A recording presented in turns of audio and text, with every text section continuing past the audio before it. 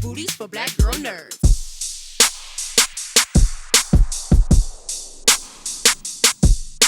Jamie Broadnax, Black Girl Nerds. So What's it called? Black Girl Nerds. Oh, I like that. That's awesome. Thank you. Cool. So Charlie, I'll start with you. Daredevil has been a huge part of your career. And how does returning for Born Again feel different from your previous experiences playing Matt Murdock?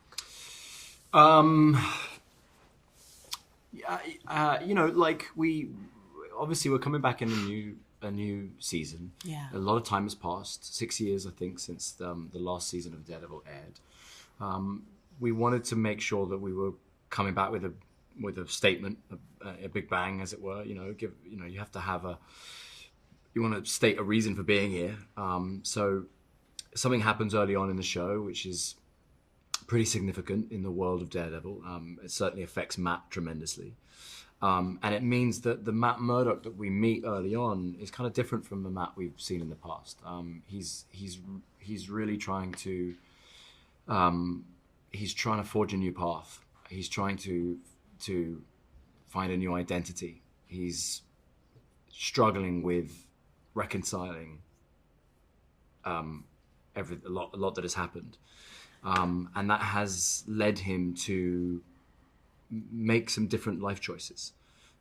So there was enough there in the script. There was enough there in those early episodes for me to, as an actor, to work on and make sure that this Matt Murdock is, of course, the same person that we know from the past, but is significantly changed by his experiences. I was really gutted by Matt in these first 2 episodes. I mean, you guys come right out of the gate just in these first 2 episodes, and audiences are really going to be reeled in. You think? Cool. Yeah. Cool. You think? Yeah. No, really, seriously. Yeah. No, absolutely. Cool. Absolutely. Cool. And we have no idea.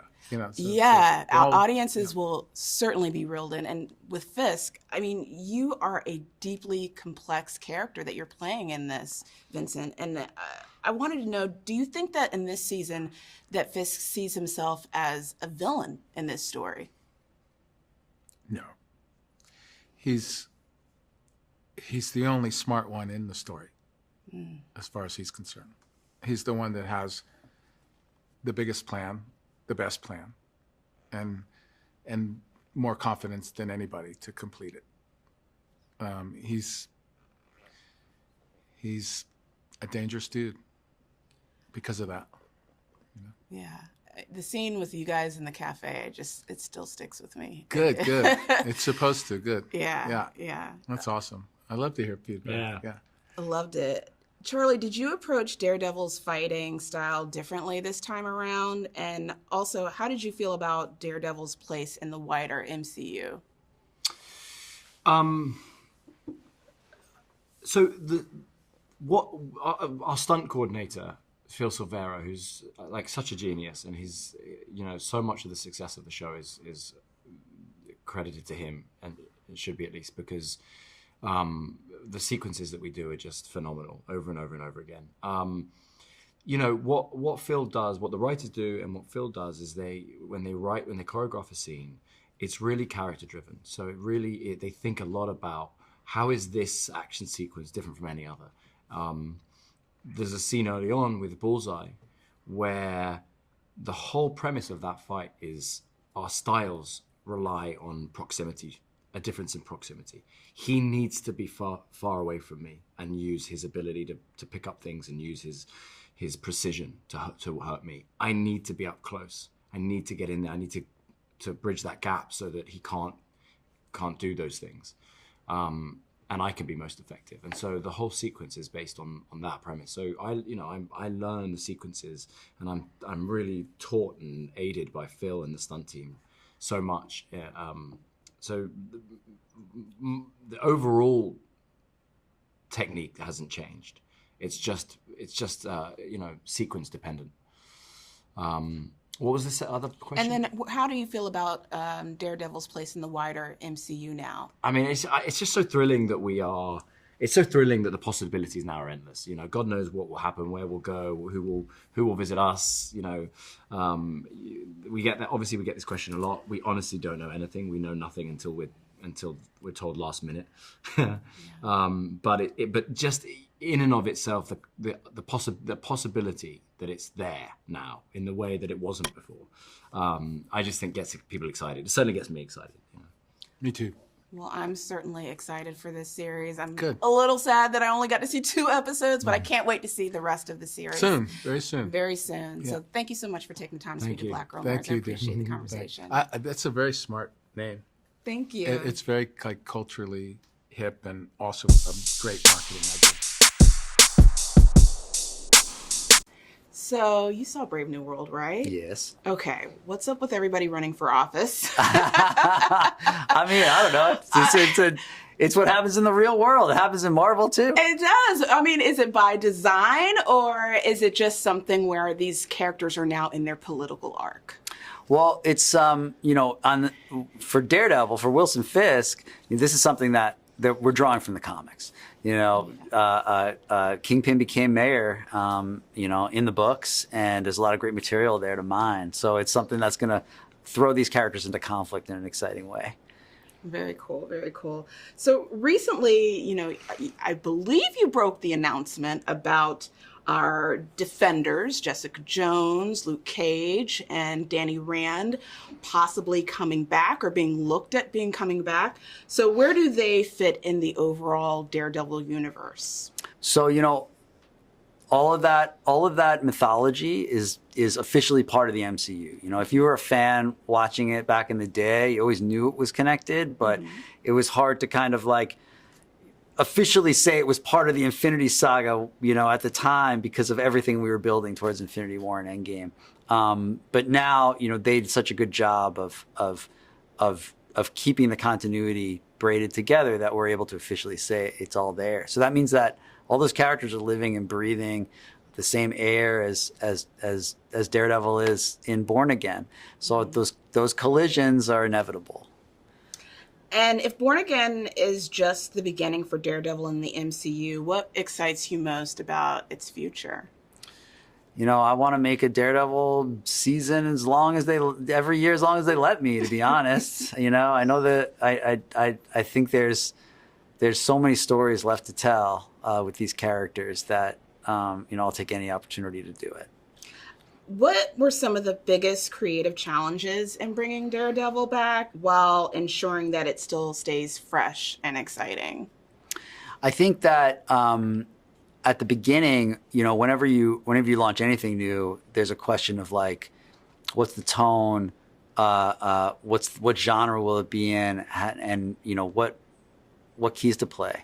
And we really had to do some experimentation and try a few things on this show to find how far we could push it. And the truth is we could push it really, really far. And every time we pushed it a little bit farther, it got better and better and better. So this is like a very intense, very dramatic retelling of a Daredevil story.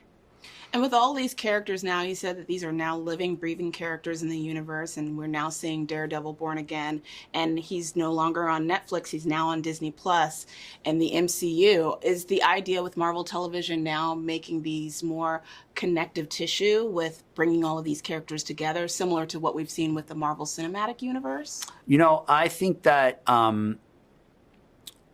that it's fun to imagine that they're all in the same world, and it's fun to think about these adventures happening simultaneously. But when I picked up a Daredevil comic, I wasn't picking it up because I thought that Thor was going to show up or Daredevil was going to go to Asgard or something. I wanted to read about this street-based crime world that Daredevil lived in, and that's what this show is going to be prioritizing. Were there any challenges in having the tone be different from what we did see in the Netflix series as it transitioned to Disney Plus? We really wanted to honor that original show and to hit the heights that original show did. And I have to say, Disney has been a great partner the whole way. It's a violent show. It's a show with characters that trade in violence. It's the currency of this crime world that we live in this show, and in order to tell that story, we had to be unfettered with what we put on screen from a violence perspective, and Disney Plus has become a place where all sorts of shows exist. FX shows, Hulu shows, shows that are on the TVMA side of things, and they've been supportive in allowing us to do that. I asked this question of Sana. If there's a character that you could bring back from the Marvel universe into Daredevil's universe, who would it be? Wow, that's a great question. Who would I want to see like hang out with Daredevil? Man, there's so many. My brain goes to some wild places, I'll tell you that. I'd love to see a story where Daredevil's like forced to fight in the gladiator arena on Sakaar with the Grand Master. That would be great. I mean, I think I'm just pitching an episode of What If I want to make. Okay. Let's make it happen. Thank you so much, Brad, for taking the time to speak to Black Girl Nerds. By the way, please make a Daughters of the Dragon series for me. All right. Do it. Okay. Okay. All right. Good to seeing see you too. Thank you. Justin, I'm going to start with you. You've worked on several Marvel projects such as Moonlight and Loki. How does Born Again compare in terms of tone and storytelling? It's funny. I think. So I'm just. I'm sorry. I looked at the wrong person. No. I've done that before, and I hate that. We're actually interchangeable. I just didn't want you to be a tough edit or something. I'll take it. So Loki and Moon Knight are both what you could call fantastical, right? Yeah. They're genre cinema that kind of exists in the fantasy space. There's a supernatural aspect to them, and in doing so, there's kind of a whimsical fun, right? And Daredevil takes place pretty much in our real world. It exists within the larger frame of the MCU, but the stakes are just two very human, real people. One of them has some superpowers, but they're not supernatural. He has these developed senses that come from as a result of his disability, and so the stakes just feel very different. They are not supernatural stakes. They are exclusively like what happens with these two people, and when they rub up against each other, and what happens to the city around them and all the people around them. So really the biggest tonal shift is a stakes shift, is that the stakes are still just as high. It's just that they're within two people instead of the universe. And the stakes are so high this season. Yeah. I was not expecting what I was seeing in those first two episodes. Great. You guys aren't kidding. It comes really just out of the gate in those first two episodes. Aaron, for you, the original Daredevil series was known for its like grounded, visceral action. How did you approach the action and the fight choreography in Born Again? Such a good question. First off, it's like you can't even talk about it without talking about Phil Silvera, who was one of the choreographers on the Netflix version, which is in itself is a masterpiece and has so many masterful action sequences. And by the way, the bar being that high and knowing that you need to deliver on something that is that masterful is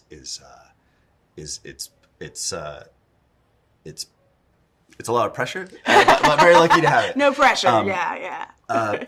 But Phil he's so amazing to watch. There's so few jobs on set where it's like where you see someone get into like a full-on flow state. Yes. Right? Yes.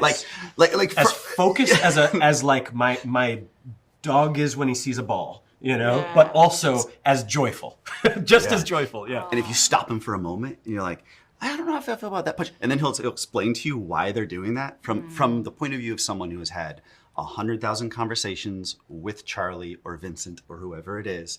And on top of that is just a huge fan of the comic books and has like a childlike love for the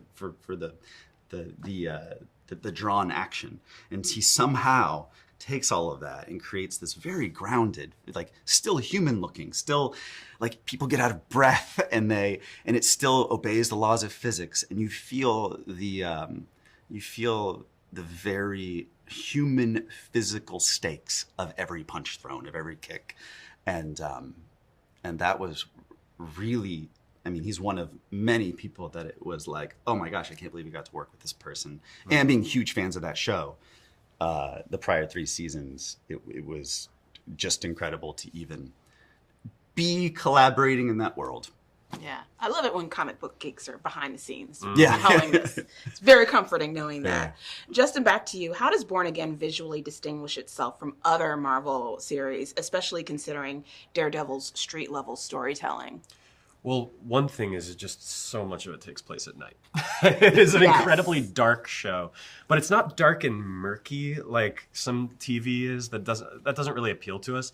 Yeah. It's very colorful, which is interesting. But the color palette is really restricted, where the bright white light is exclusively reserved for Fisk, and like a flashing red light is reserved for Daredevil, who's hiding his true self, right? And so it's a show where colors have a lot of meaning. Our camera has this very we're pretty obsessive about how whatever world we're in, we have a different language for it. So in our in Matt Murdock's world, for example, that's all handheld camera because you feel the warmth, you feel the immediacy, feel the tension of his his life falling apart. And with Fisk, you're in a very static camera. It doesn't move, it doesn't pan with anything. It maybe just slowly pushes in because he's institutional. He's an unmovable object like a statue. And so these this very rigid camera work that we have, or these camera ideals that we have, we think kind of just like puts it in its own place, because it has its own rules and we like it. I appreciate that. I appreciate also seeing a show where it's lit properly. Yeah, I mean that's Hillary Sparrow, our DP. She's amazing. Yeah. Well, thank you so much for taking the time to speak to Black Girl Nerds. I appreciate the conversation. Thank you for coming. Oh, hey. Hi. Hi. Well, first of all, thank you so much for having me. Appreciate it. I really love this show. You guys start right out the gate. You are not playing with these episodes. And I only got to screen the first two, so I can't wait to see what the rest of it brings. Dario, I'm going to start with you. How does Born Again differentiate itself from the original Daredevil series while still maintaining its essence? And that was the trick. That was what we really tried to do. And the way we looked at it, all of us, and when I came in, it was really important to take these characters that we know and love from the show that we know and loved and the world we know and loved and move them along a timeline, 7-8 years to now. Yeah. And then the best way I can say is that they're older, they're wiser, they've matured. Are they wiser? Do they have they solved some of their problems? Has the dream that was put on a napkin come to fruition? And then you take them to this place, which is really the opening frames of the first episode, and you drop old audience and new audience in there with them, and you take a walk with them into a familiar bar, and then hijinks ensue. Yeah. And the idea was to build us into a really comfortable place, bring us back to people we loved, and then let's go. So I think the similarities are that these are the same characters that we love. This is the same feeling and vibe of a show we love. And the differences are stakes are higher. It's written on a tableau that is the city itself. We have a villain who wants to gobble up the city. It feels like our old friends are in a very new and precarious place. And I can't wait to see where those adventures bring us as we navigate those other episodes. I wish I could tell you more. And so now for you, how does Born Again expand the world of Daredevil within the larger MCU? Well, I mean, they're always out there, right? I mean, we have a couple of cameos. We have Yusuf Khan show up. We have Swordsman show up. So we're very much saying that that Daredevil lives in the MCU, but at the same time, we want to live in our own little corner of Hell's Kitchen and now Brooklyn. And we are trying to stay focused on sort of the street level drama that comes with great characters like Daredevil and Kingpin. So, hey, who knows what's going to happen in the future, but we're kind of focused on anything's stories. Possible, right? Anything is possible, yeah. Anything is possible. And Dario, back to you. How did the transition of Disney Plus help impact the storytelling of Born Again? Oh, wow, that's a really good question, because I haven't noticed in the sense that the Netflix shows and The Punisher and that ecosystem, for lack of a better word, ran the way that it ran. And then coming into this, Disney Plus and Marvel's association with them and the new streaming kind of thing that's going on there is no real difference in the sense that it's the same IP with Marvel. It's the same kind of, we're really trying to have the same level of grit and darkness and intensity, and no roadblocks were ever put down for that. I was a little worried at first when I came in pitching. I'm like, how far can we go? And there was never any like, oh man, that's too far, man. So I haven't noticed a difference really. And I don't know if that's a good thing, bad thing. It all seems like making TV and streaming is as much the same. The biggest difference is we have more resources. I've never worked with a post quite like this. I've never worked with VFX quite like this. I mean, the magic factory that they have is something else. And if you could bring another Marvel character into Born Again, who would it be and why? You mean somebody we already haven't? Another Marvel character in Born Again? I mean, God, the list is vast. We all have our own list. We all have our like, list. I love JJ. I think that she's an amazing and great character, and I got a few on my wish list. I love JJ Elektra. by Jessica Jones. Jessica Jones. I love Elektra. Oh my God. Oh yes. Who else do we got? I mean, Who's your... so we have this conversation a lot, and I'm always like really careful because it's like there are faces I would love to see come back. Yeah. And I just can't. I feel like if I say something, it'll jinx me. That Hell's Kitchen world that we're talking about. I'd like to take characters from that and populate them into the MCU. I think there's stories you mentioned a couple of them. I'm really interested in the idea of the Assassin's Guild. I'm really interested in some of the storylines that have crossed through Fisk's orbit. And, those conversations are way above my head. Misty Knight. Yeah. Misty Knight. I love her. Can we get a Daughters of the Dragon? Daughters of the Dragon. I know. Right? No, listen, I was. No, I mean there's a lot in Hell's Kitchen to mine, and I'm always really kind of careful because I've got, as any writer, you've got your dreams, but they come into contact with reality sometimes. Well, thank you so much for taking the time to speak to Black Girl Nerds. I really appreciate the conversation. Thank you. I love you. I love your. So besides Daughters of the Dragon, who would you like to see come back? That's who I want. Okay. I want my Daughters of the Dragon series. Please make that happen. Thank you so much. Thank Right you. on.